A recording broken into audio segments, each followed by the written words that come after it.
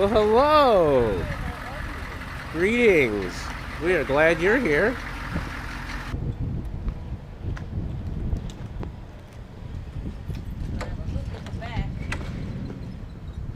Here we go. So when I'm doing caterings, this is on there. But because, well, tomorrow is a catered event, so I guess I can leave that one on there. And then I come inside. More than welcome to follow me. We have to make you out if you. Okay, well, no, actually, we're good. Okay. Good. Okay, so. And then I open this. Stay in the corner. Why, little broom? And then I take the stuff from up top. This is my display stuff. That goes out the window.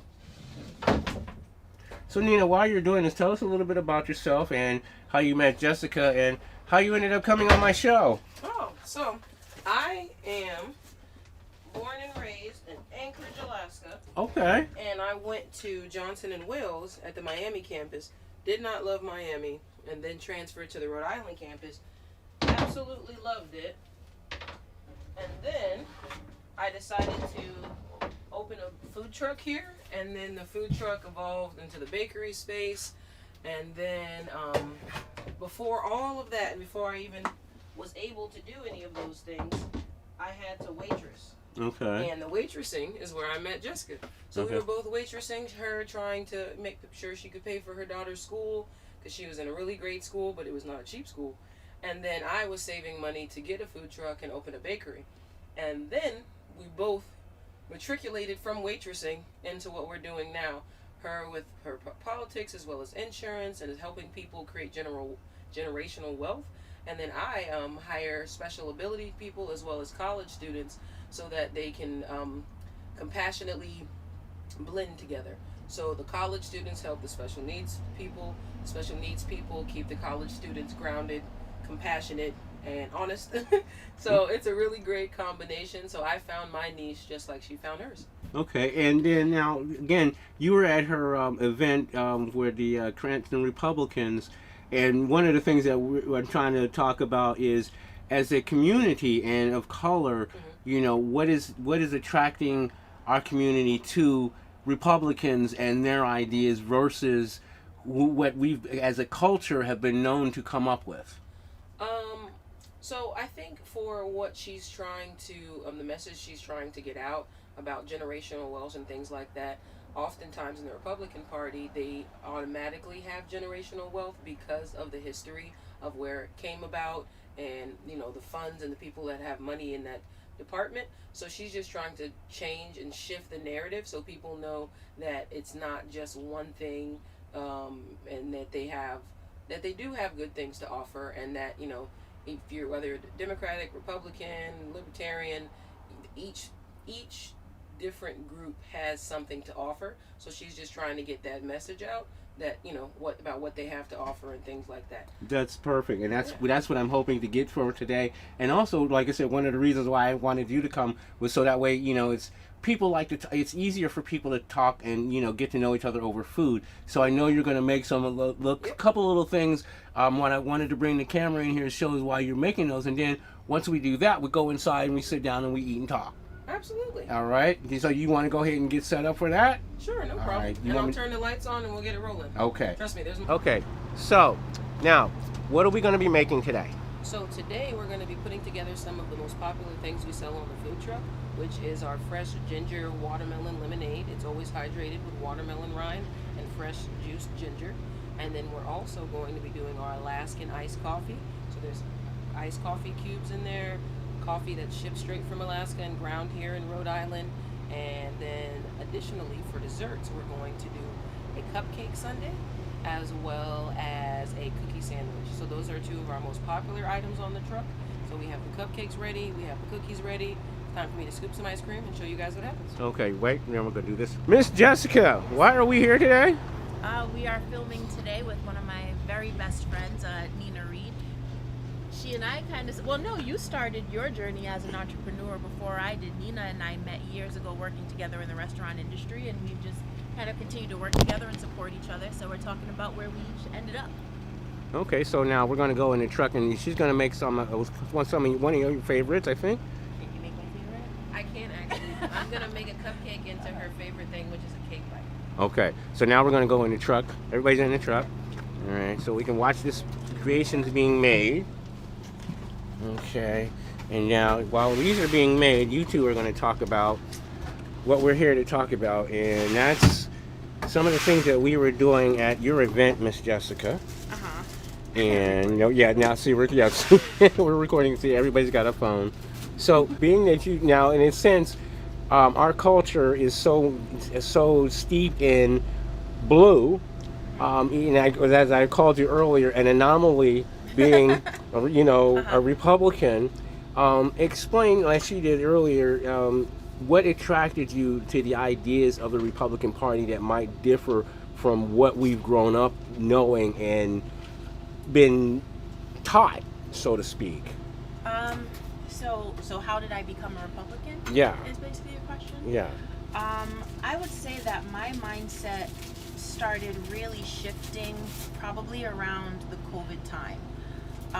Before that, I never really paid attention to anything in politics. I grew up in a family that was not actively involved. I never really saw anyone go out to vote. I grew up with my mother's family. I was always very, very close to my father's family.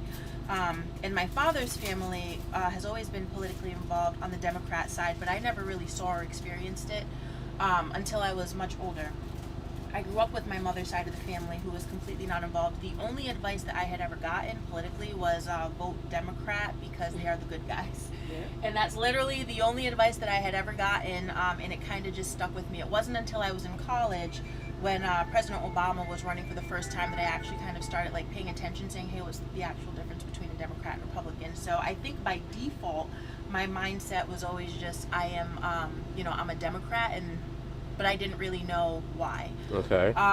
Around the COVID time, so this was when Nina and I had kind of first started becoming friends. Before COVID, I had started a bakery business that I was running out of Hope in Maine in Warren. Okay. And I ended up losing that business because I did not make good financial decisions. I wasn't structuring my business properly. I was just completely, unprepared for it. And after I lost that business was when my mindset kind of started to shift. I started doing a lot of self-development. I have a history of depression, anxiety from when I was younger. I actually ended up figuring out that I kind of always had those things going on, but I didn't really know when I was younger. I kind of just thought that was the way that life was. Okay. And it's like being a Democrat. Well, I guess, yeah, the thought process, definitely. I just thought that these were just default settings. And so along my own personal journey of self-development and trying to educate myself on how to not ever lose a business again, that was when my mindset started to shift. I don't know if I would say it's a shift because I don't think that I was ever actually an active Democrat. I just thought that I identified with the Democrat Party. Okay. But once I started paying attention to myself and shifting my mindset kind of from I definitely had a very strong victim mindset before I went through this transition. And as I started kind of shifting out of that mindset to taking more accountability and to trying to learn more how I could take steps to be successful to not lose a business, I then discovered that my mindset was more conservative. Okay. Now, that being said, that like you're changing your mindset, in which ways were you noticing, and even with you, Nina, that there were differences between what you thought you knew and what you were starting to realize, both becoming business owners, being black women, and coming up and going through that process? Well, for me, I'm from a place where you can be political or not be political. In Alaska, there's obviously a lot of Republicans, there's Democrats, there's things like that. So I've never been a political person. I've been a support people person. So anything that Jess needs of me, I will do, and I will appear, and I will support, because it's the intention and the energy people put behind their actions that I support. So if she calls upon me, like she did, to come to her event where she was, coming out into the Black Republican Party, I support it. I don't have to support a party to support a person. And right. That's the mindset that I've been raised in, and that's how I carry myself, and that's as well as energy that I put behind in my staff with my staff and the people that interact with me. So I grew up just like she did. They're saying vote Democrat, vote Democrat. I'm fine with that because that's how those people view it. I'm not a choose either way type of person. I choose the people based off of their actions and their motives behind their actions. So if I agree with someone's motives behind their actions and the actions that they're transparently coming forth with, then that's the direction that I go. Okay, and now with that being said, and you've managed to work that theology into food. So Yes. that what we're going to do now is go to what we got over there that you're making. Over here we have two things. We have let me grab one more glove actually. We have the salted caramel pretzel cookie, Okay. which is a popular one. You've got some fresh caramel on there. There's dulce de leche, cinnamon toast crunch, butterscotch chips, pretzels, and as well as a brown sugar, cinnamon, and ginger crumb. Okay. So, and then you have that, of course, the sea salt. Okay. And Yum. then Yum. over Yum. here, you have So you always an have to have Oreo gloves cupcake. on. Yes, you do. So the Oreo cupcake in its form right here, Jess will accept. However, Jess's preference, and that's why I have my container so that it doesn't make too much of a mess. I'm a very clean person, so my Okay. truck has to be clean. She wants this mushed up. Okay. So this is the Jessica This special is we're the making. Jessica special we're making. Okay. She okay. wants cake bites. Okay. Okay, so I only do stuff like that for like custom orders or just, as I said, if my friends call on me, that's what's happening. That's where I'm coming from. Okay. So for Jess, I will make all the cake bites and then some because she asked. So what I have here are toppings.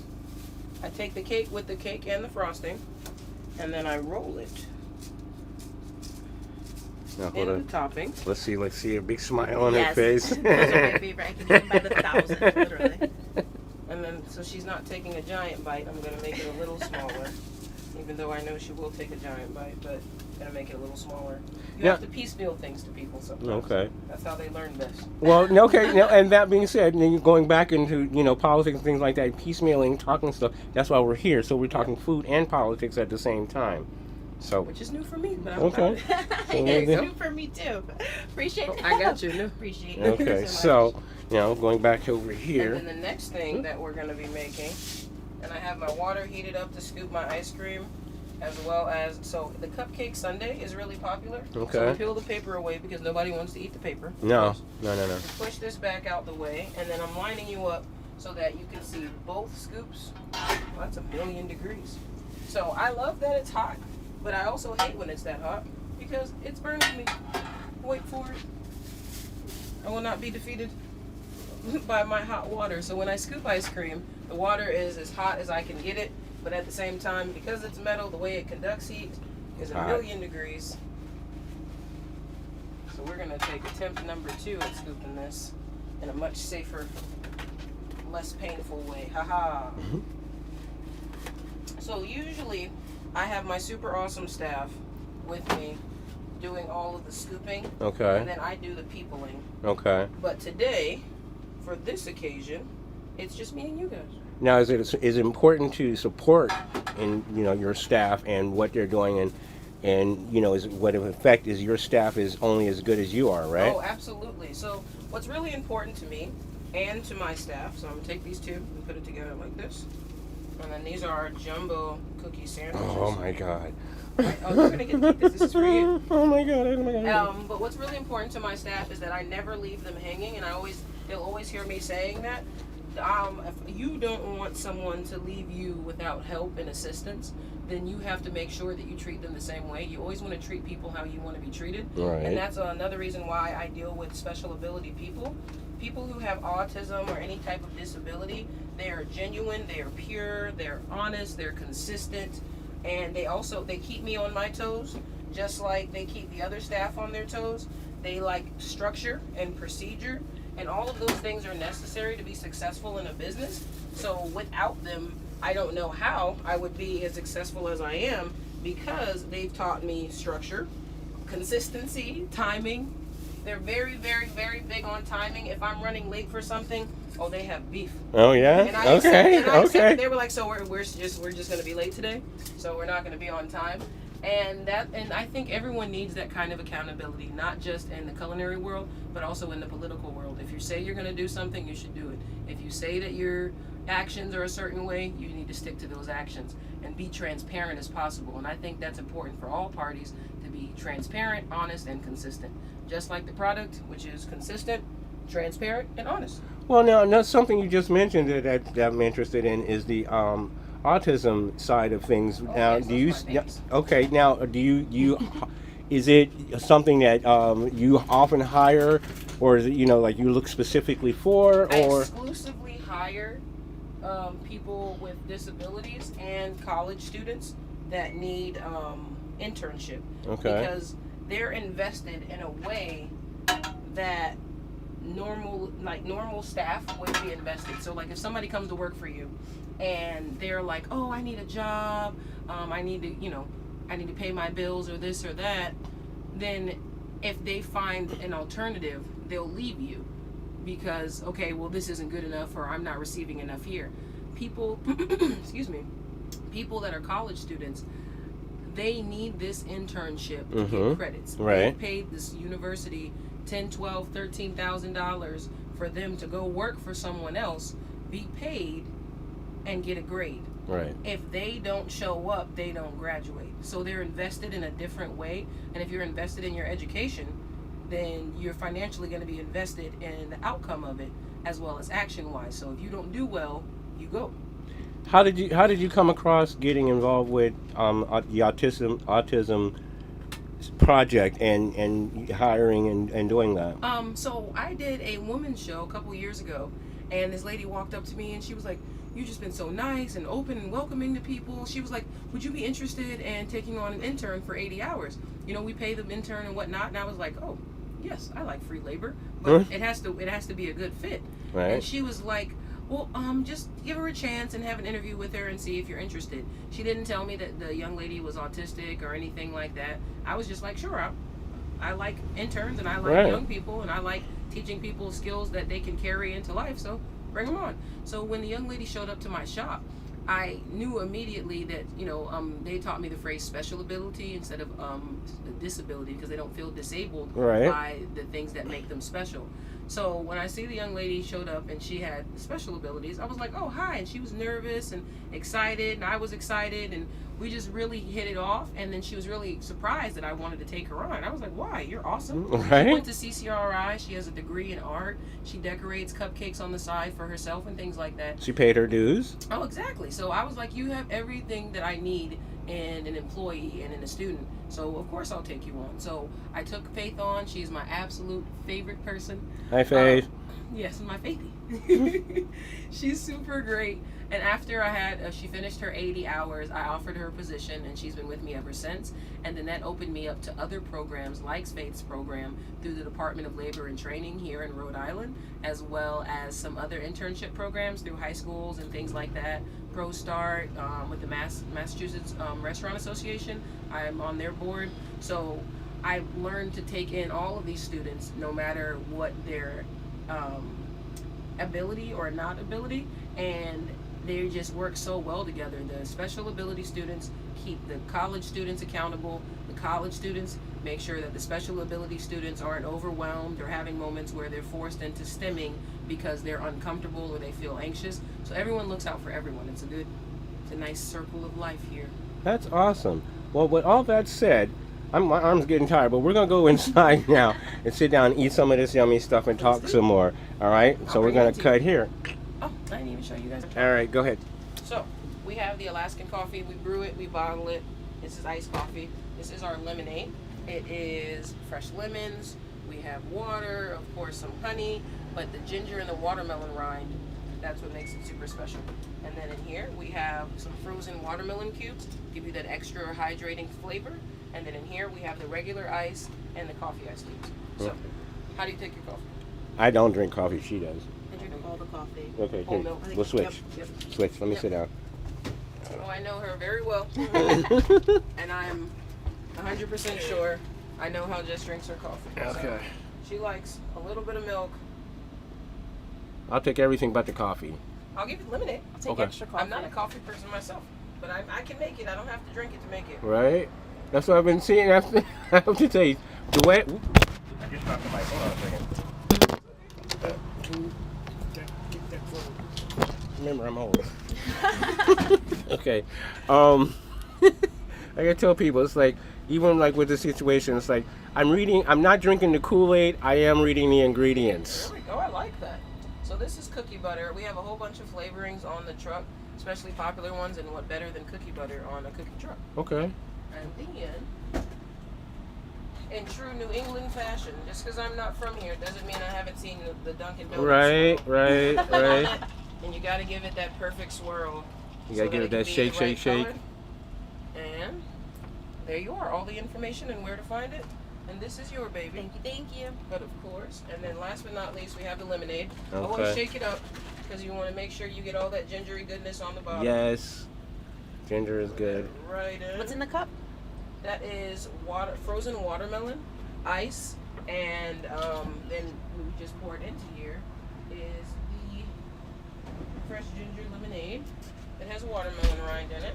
And this one, I'm still giving it the little swirl because you want the flavor from that watermelon to really open up in there to accentuate. So you have the actual watermelon itself and you have the watermelon rind all in one cup. You can't be more hydrated. If you tried, nothing is more hydrating than watermelon rind and ginger. Okie And you dokie. have fresh watermelon, All right. packed full of vitamins, minerals, and minimal sugar. Cranston. Like that. Now we're gonna go inside and sit down and enjoy these. Yes. And we're inside now enjoying some of the goodies that Miss Nina made. Why, thank you.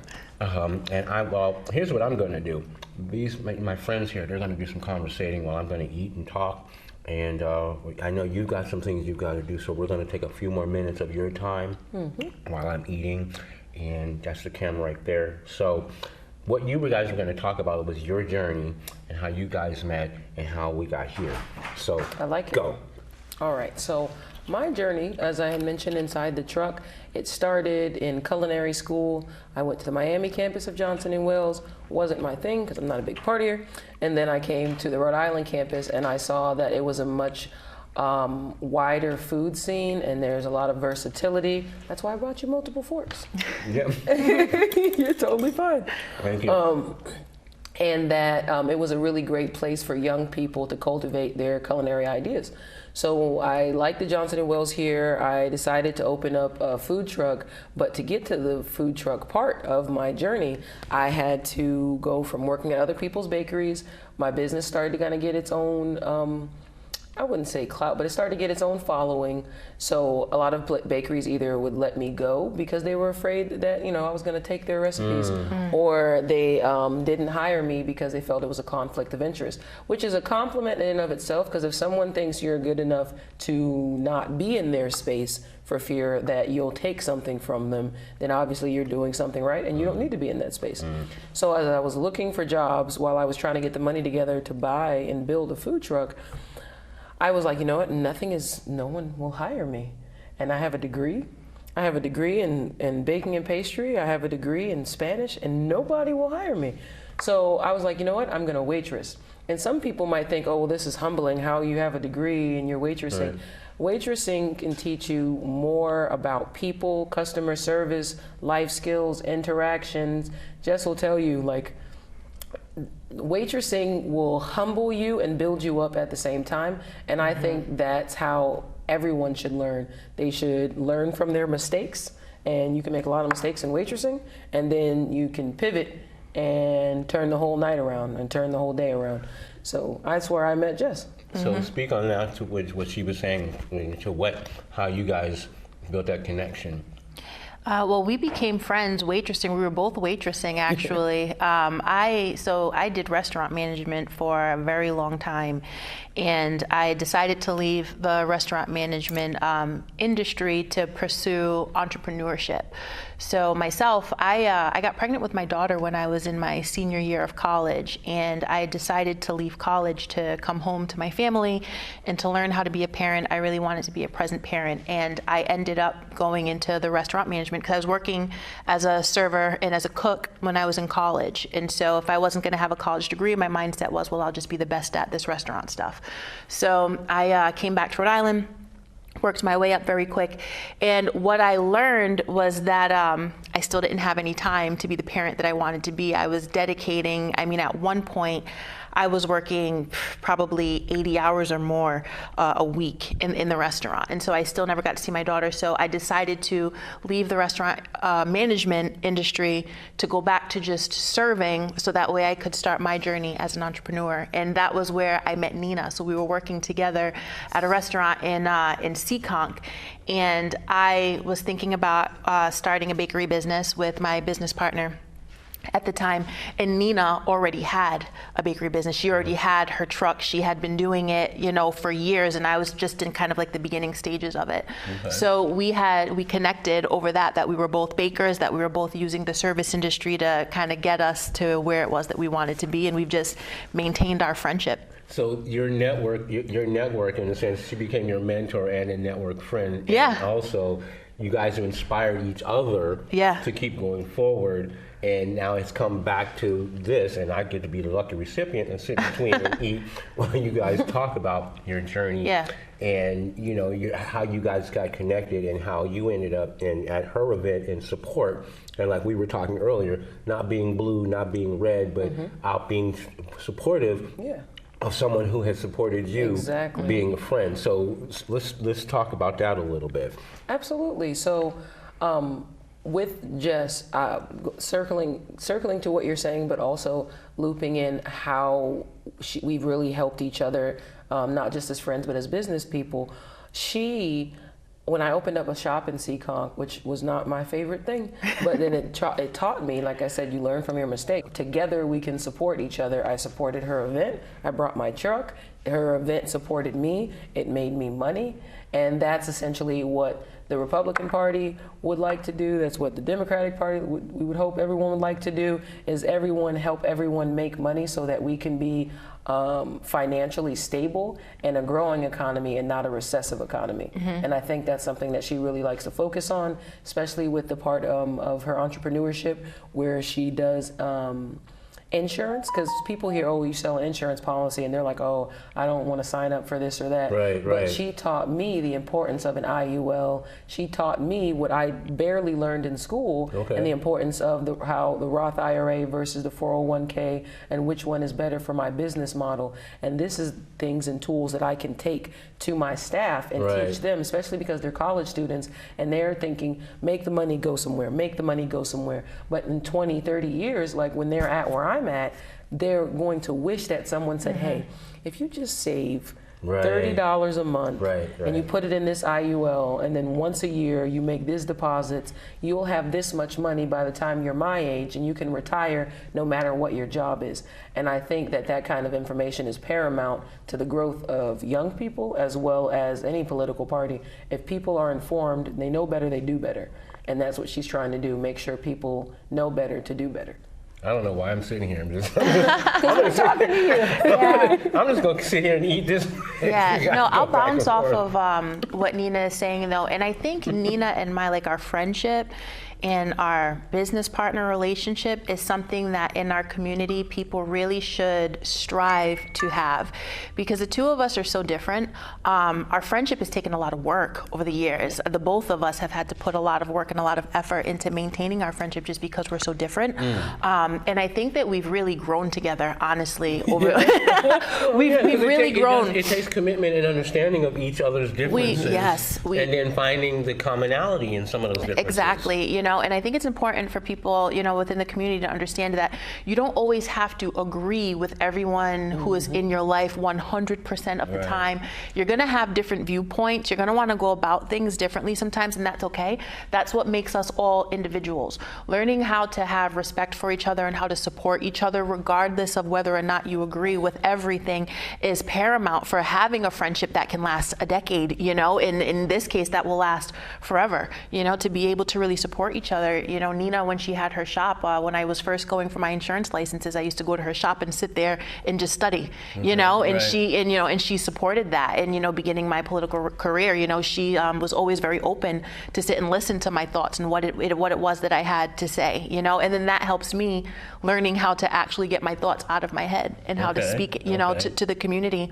So you start with the people that are around you, and then you know, expand. So I think it's important that we all kind of learn how to have a bit of emotional control, and instead of thinking of ourselves as superior to someone else because we believe that our beliefs, you know, are better or are the right way, to kind of learn how to respect the opinions and views of other people and how to communicate with those people and how to work with those people in a productive way to move yourself forward as an individual and to also contribute to moving the community forward as a diverse population of people that have many different ways of thinking.